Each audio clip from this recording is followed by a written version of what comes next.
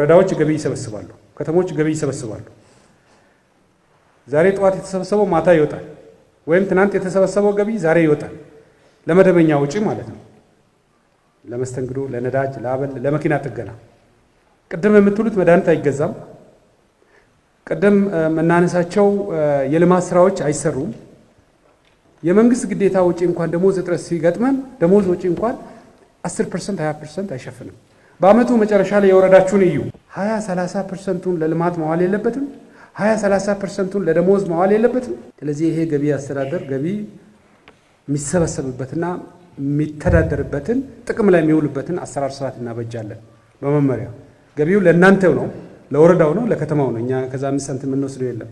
ግን የተሰበሰበው በወሩ መጨረሻ በዝግ አካውንት ውስጥ ገብቶ የዞን አስተዳዳሪ አውቆ የወረዳ መዋቅር ፕሮግራም ሰርቶ አምጥቶ ይህን ያክል ልማት ሰራለሁ፣ ይህን ያክል መደበኛ ወጪ ነው፣ የነዳጅ ያበል የመስተንግዶ ነው፣ የጥገና ነው፣ ይህን ያክል ለነዚህ ወጪዎች ብሎ ፕላን ሰርቶ በዛ ፕላን መሰረት እየጸደቀ መውጣት አለበት።